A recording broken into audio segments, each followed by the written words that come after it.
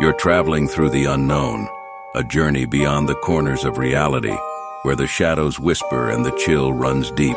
Welcome to the dimension where your deepest fears are given form. This is the Midnight Mystery. Welcome to the Midnight Mystery. Today's episode is called I Witnessed the Winged Nightmare at 30,000 Feet. In each episode, we delve into the shadowed corners of our existence, bringing you tales of the eerie, the uncanny, and the downright terrifying.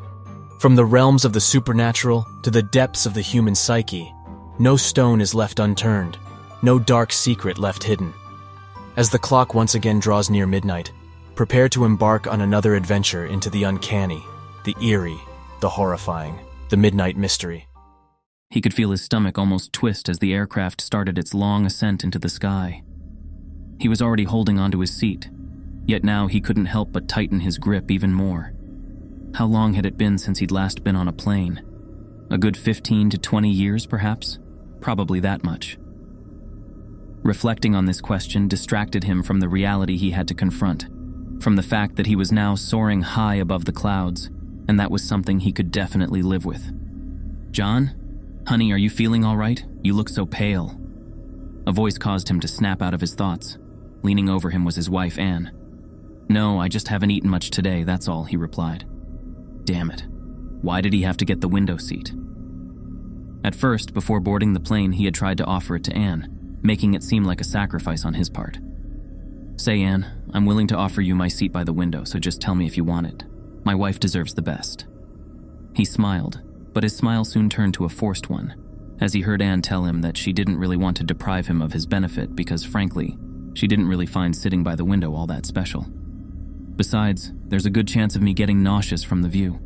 So, I'll have to pass," she added. He had never told her about his fear of flying, a fear rooted deep within him since his childhood. The heights weren't the source of his fear, though. No, it was something far more sinister. He shuddered at the thought of even trying to recall the incident that had scarred him for life. The seatbelt icon was now switched off. A flight attendant carrying a little basket was distributing hard candies. It wasn't long before she reached the couple's row. "May I interest you in some candy for your clogged ears?" she asked politely. Anne was already sucking hers, but he was reluctant. "It's on the house, sir. Offered by us to you, completely free of charge." The flight attendant had a puzzled look on her face. John knew that she had to move on to the rest of the passengers, so he had to hurry up and not make the situation more awkward than it already was. He heard Anne scold him. "John Calver, for God's sake, she's talking to you." She then proceeded to turn to the woman standing above them, basket in hands. "Please excuse him. I don't know what's gotten into him today." When she referred to him using his full name, like his mother used to do back when he was younger, she was usually pretty annoyed by what he had done. But it wasn't that John thought the candy wasn't free, and that caused him to have second thoughts about taking it, as the stewardess had assumed. He just felt that something was off. Not something about the whole candy thing per se, but something was certainly bugging him. He extended his arm and grabbed one. The woman rushed to the remaining rows to provide the other passengers with candy as well, some of which were eyeing John suspiciously. "What was that all about?" asked Anne, angrily. Great. All he needed now was a fight with her, as if his stomach getting even tighter wasn't enough. "Sorry, I'm just not feeling very well. I'd better get some sleep." Anne backed off a bit, seeming a little worried. "Are you sure that's all there is to it? Did anything happen to you while I was looking away?" Her interest was genuine, and that fact alone moved John, but cold sweat had already started dripping down his back, and rational thinking wasn't an option for him. Neither was sentiment. "Yes, just leave me alone, will you?" That was all he could bring himself to mutter. In hindsight, his reply seemed way more hostile than he had intended it to be, and Anne was clearly picking up the vibe as well. "Ugh, fine. I never should have bothered to check on you in the first place." Awesome. Now she wouldn't talk to him for the rest of the flight for sure, but that was the least of his worries. Why couldn't he bring himself to tell her how he felt? Tell her about his absurd fear of airplanes, about how he was nervous but couldn't quite pinpoint the reason behind that feeling? No, he couldn't do that. He was a man with pride in him, and he couldn't simply let himself come across as weak, especially to Anne, whose dominant behavior often caught him by surprise. He turned to the side, trying to find a more comfortable position to sleep, hoping that the window being there wouldn't unnerve him as much as he thought it would. It was stormy outside, and the occasional lightning bolts jolting through the clouds, almost as if they were racing each other, illuminated the dark clouds around them. He tried not to think much about his circumstances. Not that he didn't know that he'd wind up all nervous like this prior to the trip, but at least he'd hoped for his fear to have grown smaller over the years, though this apparently wasn't the case. But he had promised Anne this trip to New York, and he couldn't back out of it now, could he? As he started dozing off, he caught a glimpse of something big on the other side of the window. He felt his heart skip a beat. Reluctantly, he peeked outside. It was just the aircraft's wing. Ugh, get it together, Calver, you coward. His seat next to the wing was surprisingly comfy, so it didn't take him long to fall fast asleep.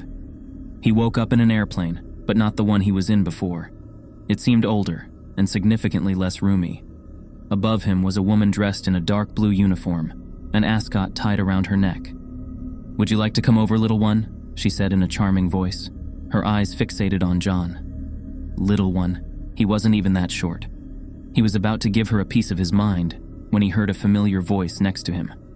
"Come on, John. Answer to the nice lady." He turned around. Mother?" His long-gone mother, in the flesh, was sitting there next to him. What was going on? He tried to say something, but his voice wouldn't come out. It was as if he had no control over his actions, save for changing his visual perspective. And then he looked at his arms. His small and childlike arms, to be precise, the right one sporting a Disney-themed Band-Aid near his elbow. And then he realized what was going on. It couldn't be. All these years had gone by, and all that had remained in his head from that fateful night was his irrational fear. But the scene in front of him was so vividly reenacted that he doubted whether his adult life was only a fabrication constructed in his head, and that this was the actual reality. No, it couldn't be. He kept repeating that phrase in his head. The only logical conclusion was that he was having a dream. Yes, that was all. A dream, a bad dream, a nightmare surfacing from the part of his memory he so desperately tried to seal away.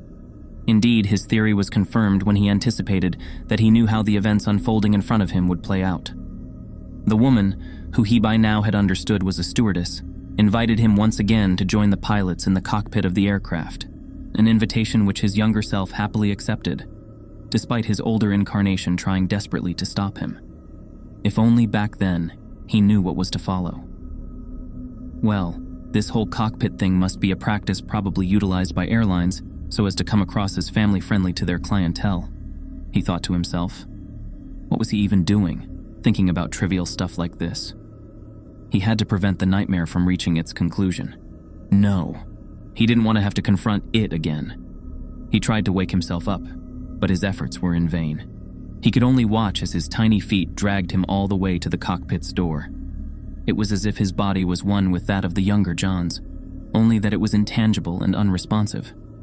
The stewardess pulled the door's handle, and the door gave way, squeaking open. "I've brought a young fan," he heard the woman say as she made her way out of the room again. A lot of flashing buttons and equipment, the purpose of which he had no idea, surrounded him. He couldn't make much out by looking through the windshield, other than that it was pitch black, and that it was raining heavily. It was at this instant that he felt a chill run down his spine, but he didn't have any clue as to why. No, he knew why. He just didn't want to acknowledge it. The pilot was the one to speak first. "Hi there, champ. What's your name?" he asked in a friendly voice. "J. John," his younger self replied. The co-pilot didn't utter a single, comprehensible word, however. All he did was mutter some gibberish into a strange device installed on the control panel in front of him. The device would do the same every now and then, and the two seemed to be going along pretty well in terms of things to discuss, albeit in this weird manner. The adult John immediately understood that the man was simply communicating with ground personnel via the radio. Nothing to be alarmed about. The boy seemed hesitant, but the pilot soon won him over by explaining how everything worked. Heck, he even let him mess around with the plane's steering wheel, or whatever that thing is called.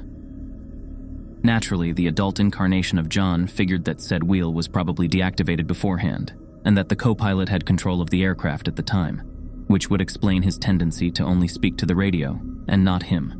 Or, more accurately, the younger him. John had failed. failed to contain his dream. And there he was, right at the part where things would take a turn for the worse. "What's that?" he heard his young voice say. "What's what, John?" the pilot replied. "That thing crawling on the windshield." His voice was trembling. "I see no such thing. It's probably just a shadow. Nothing to worry about. Now where were we? Ah, yes. This blue button here is to be pressed whenever..." The man was obviously a huge fan of his job and took a liking to talking about it. But John wasn't paying attention anymore. He was fixated on the thing. It looked just as he remembered it. A hairy creature climbing up the front side of the airplane, its hands reaching for the windshield. Pure terror was now the only thing John could feel. Not just the young John, the older one as well. The terror kept seeping in as the distance between the creature and the cockpit grew shorter and shorter. He wanted to run away, but his young self's body wouldn't budge, no matter how hard he tried. A sudden burst of lightning illuminated his field of view.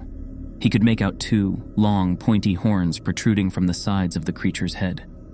Its fur was dark brown, and its limbs were identical to one another, as if there was no distinction between arms and legs. John was surprised by how sturdily the creature clung onto the aircraft, but then he noticed the sharp claws at the end of each of its limbs, which the creature thrust into the aircraft for stability, creating a loud screeching sound as it moved, the sort of sound you would get if you scratched a blackboard with a fork. Heck, how could these guys not see or even hear this thing? Thankfully, at that point, the younger John deemed it appropriate to close his eyes and cover his ears, much to his adult counterpart's relief. For a while, both remained like this. John couldn't remember what happened after this part. Not that it mattered, since he would have to relive it all over again anyway. The boy opened his eyes just as a blinding light emanated from the glass in front of him. Another jolt of lightning. And just like that, the creature was gone. Absolute silence filled the room. The pilots both seemed to be in a trance now. They kept flying the plane as usual, but it was as if they couldn't notice their surroundings, save for what was necessary to maintain flight at the correct altitude and course. John tried poking the pilot, but he wouldn't move. He just kept staring blankly ahead. John found himself fixating his sight on the dark skies around him as well. It was a sight most mesmerizing for some reason. He simply couldn't look away. Suddenly, a loud cry sent a chill down his spine. In front of him, just outside the windshield, was the creature. Not surprisingly, the pilots weren't fazed. The creature looked up and straight into the boy's eyes. A grin was present on its face, which allowed John to glance at the several rows of teeth hidden within its mouth, which the creature proceeded to brush over with its long, snake-like tongue. And then he was unlucky enough to glance at its eyes. Those red eyes filled with nothing but bloodthirst. John woke up, surprised by how he didn't scream in the process. He was covered in sweat, which was only natural, given that he had just relived the incident that had scarred him for life as a kid. He remembered how everything returned to normal as soon as he ran out of the cockpit in fear and ran into his mother's arms crying. Nobody would believe his story, and the pilots were now behaving normally again, a fact that destroyed any proof he might have had of the incident. He looked to his right. Anne was asleep. She looked so peaceful. How did he dare treat her with such aggression before? As soon as they landed, he was determined to make it up to her in some way. She deserved it, he thought to himself. It was at that moment that he felt as if he was falling. Anne must have felt it too, since she abruptly woke up. She was about to ask her husband what happened, but she remembered what had transpired a while ago and decided against it, instead opting for ignoring what she just experienced and closing her eyes again. John felt something was wrong. He tried to peek out of the window, but the storm made it impossible to make out much, even with all the lightning bolts bouncing around the clouds. The window was covered in raindrops, and new ones were constantly bombarding the plane, and then it hit him. Horrified, he asked the first flight attendant he could see, "Excuse me, are we reaching our destination?"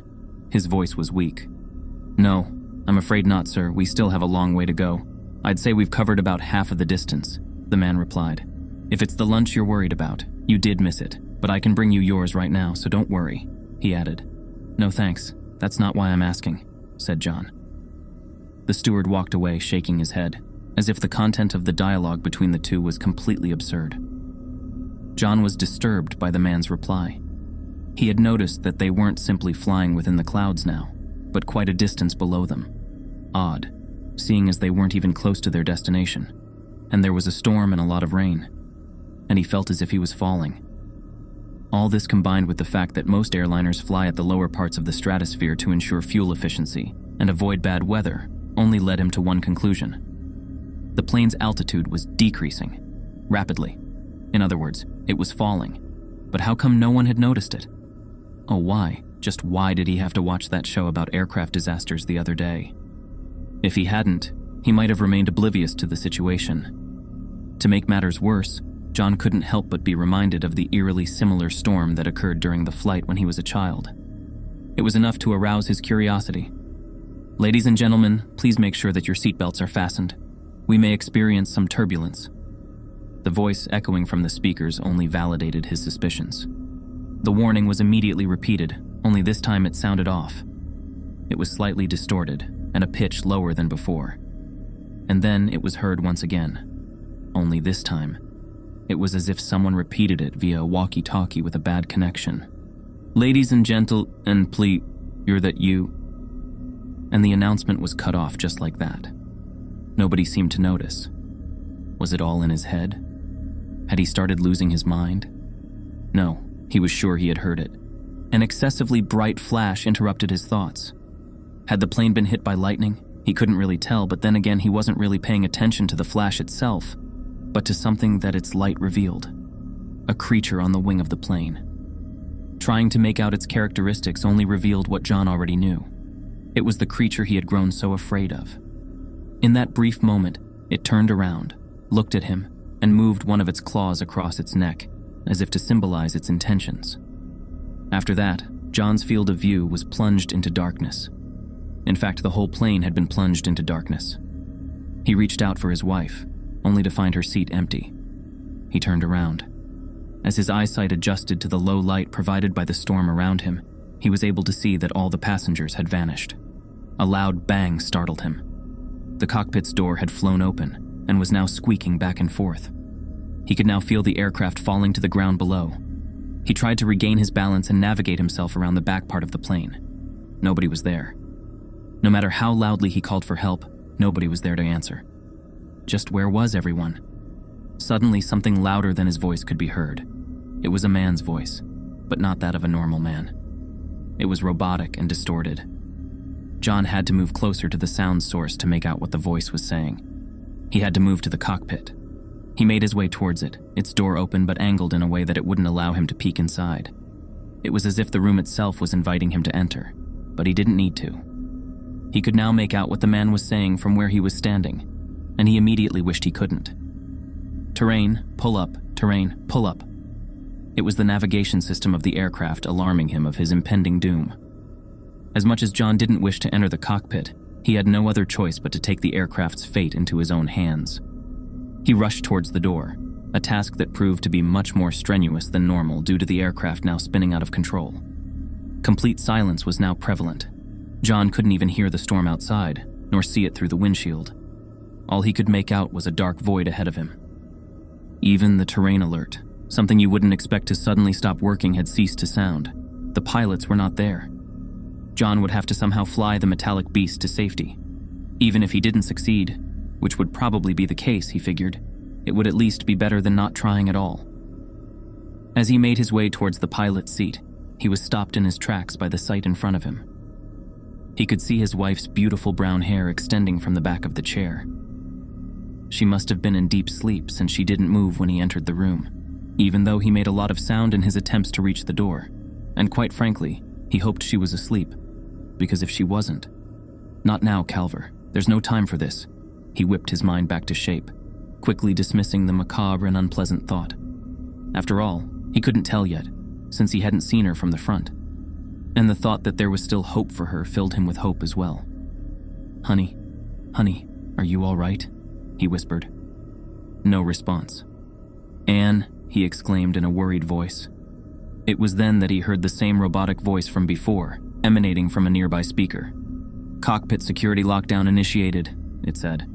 The cockpit's door slammed shut before he could react. The hair from the chair was now withdrawn, as if the one sitting there had moved. He saw a hairy limb grab the chair's arm, thrusting its long claws into the leather. A head slowly protruded from the side of the chair, with a huge mouth bearing several rows of teeth inside, grinning.